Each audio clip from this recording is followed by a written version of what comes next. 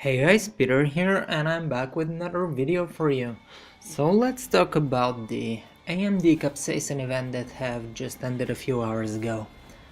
In it, Raja Koduri and Roy Taylor basically talked about Vega and some more Vega. So let's go quickly through the cliff notes.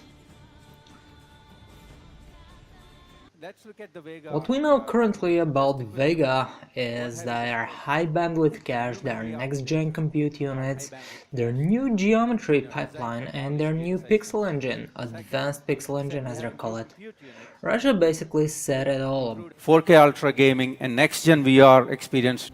He showed us some realistic, photorealistic as he calls it, content that isn't really all that realistic. He showed us some presentation of some rendering of some VR experience that is named the Sword of Bahubali or something like that. I'm not entirely sure how this is supposed to be pronounced. Basically you see it on screen. I cannot say it's too much realistic. Anyways, the next presentation Raja gave us is the high bandwidth cache explanation and presentation. In terms of the memory. According to his But today for words, your fast the VR high experience bandwidth cache is substantial helps portion out GPU memory. Okay.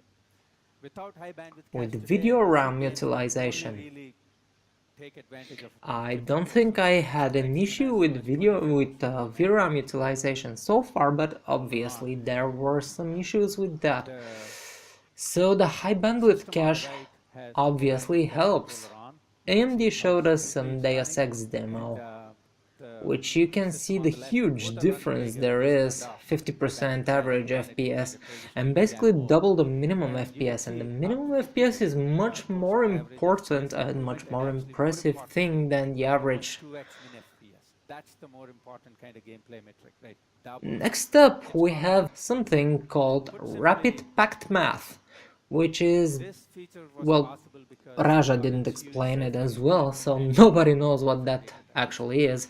They This just said technology was it's first in the introduced current gen consoles in its first and it's form been limited in to Game the Console high-end compute earlier and in not the year. really gaming So there are hardware. actually many He showed us some SFX wave TressFX demo demo with and leveraging the without rapid pack this math. rapid So what pack you're math seeing feature on and on off, your and I right don't really care about TressFX.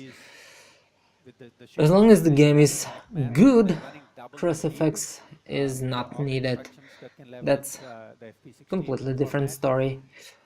So The Radeon next thing he X talked GPU about is a leader is in making multi-use Vega GPU accessible to benchmarks millions of players like at that. day To one. do that, And we have this is the partnered with an amazing first big company called interesting Sky. news.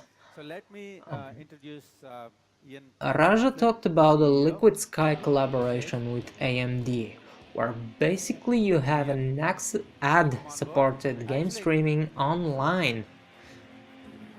You watch an ad and basically the so ad before pays we for kind of your start gaming talking about stream what Liquid over Sky the is internet. and what they'll bring to In other the words, you world with don't Vega, pay Ian will actually for your start gaming, you playing just watch a the few game ads, straight and the ads live. pay for your gaming.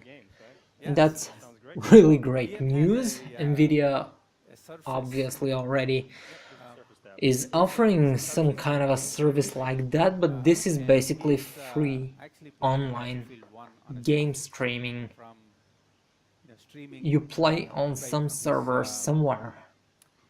The gaming server. virtualization So that can you is show embedded what in the what AMD products they're is doing on? allowing So Ian, while this you're playing, can you to tell be us a little bit about really Liquid Sky? successful, and I don't know how this is working, but obviously it But is. They have demonstrated Battlefield 1 stream, and if this really is just ad supported, it could be something really big. The next We section had is going to a be just brief Vega. mention of This is DirectX for 12 all and Vega Vulkan GPUs because and Nvidia even CPUs. with your So we false continue to work advertisement and hard everything else. to deliver Then we went to advanced Sniper Elite 4 VR experience to all the rage demonstration. reviews that we're getting. that basically show us 100% crossfire scaling, which hasn't been done before. I don't remember a game that has 100% scaling. But in this particular demo at 4K in Sniper Elite 4, one RX 480 has exactly half the frames of two RX 480s. So that's interesting. I mean, if Sniper Elite 4 can do it, this means other games can do it. That could really push the multi-GPU setups. Brief Ryzen mention, because why wouldn't they mention Ryzen? Everyone is talking about Ryzen. Next up we had the Ashes of the Singularity people, Oxide Gaming, coming on stage and crashing their own demo, live on stage. Roy Taylor came out to talk about VR, so I'll just briefly skimmed on everything he talked about. Asynchronous reprojection. It's unexplained. There was an HTC Vive representative on stage that didn't explain what async reprojection is. But anyway, Frank Witz is talking about forward rendering in Unreal Engine, but it's mainly about VR, so I don't care, and neither should you. They showed some demo that showed us 30% faster frame times with forward rendering in Unreal. The game is named Robo Recall, but it's VR and 99% of the population don't care at all, me being one of those 99%. There was another demo which was basically 3 seconds of crap pre-rendered presentation of a game called Reaping Rewards, but it's VR and 99% of people don't care. Next up we have ROM extraction demo with some crap dubstep music that is also in VR and 99% of the people don't care. I believe you understand what I'm going with this, don't you? Nathan Burba from Survios talked about how innovative their games are when they're not that innovative really. I mean, they talked about how their flat shaded runner with static lines on the screen killed motion sickness cause they're static lines and they're not moving with the rest of the world. And here's some game design talk. In VR, the best experiences are those in basically stuff like Elite Dangerous when you're inside your spaceship, so whenever you start to feel motion sickness, your brain immediately looks at the inside of your ship and says, oh, I'm not moving. So those lines here that you see on the screen now are basically representing your spaceship, so your brain can look at it and say, oh, those are static objects on not moving. It's not really that simple, but that's the basic explanation of it, and having a static object on the screen really helps out with the motion sickness. So it's not innovative, it's just smart. It really helps with the motion sickness, so kudos to them.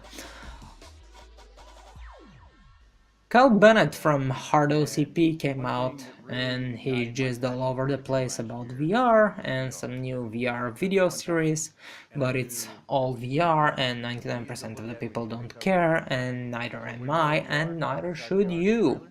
Unless, of course, you already have VR, in which case you don't care about any marketing, you already have what you want. Raja came back on stage, and here is when the two other big news came out. He talked about a collaboration with Bethesda, which, no matter what I think of Bethesda, it's a really big news. I mean, Bethesda was historically collaborating with Nvidia with their games. I mean, Fallout 4, yeah. Fallout 4 had a lot of crap thrown at it because of all the GameWorks shit incorporated in it and all the tessellation and Nvidia crap specific features that are embedded in the game. But the issue is that the guy on stage, Rafael Colantonio, is from Arcane Studios and not really Bethesda Game Studios. So this could be only partial collaboration, nobody knows.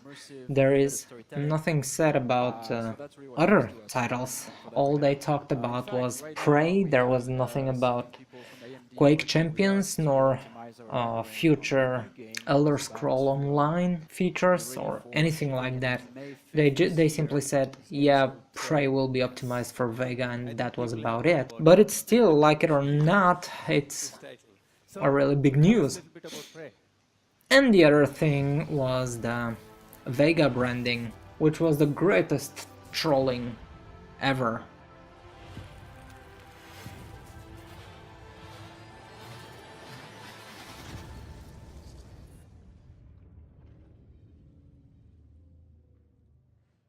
Vega, it's going to be called Vega. Vega will be called Vega.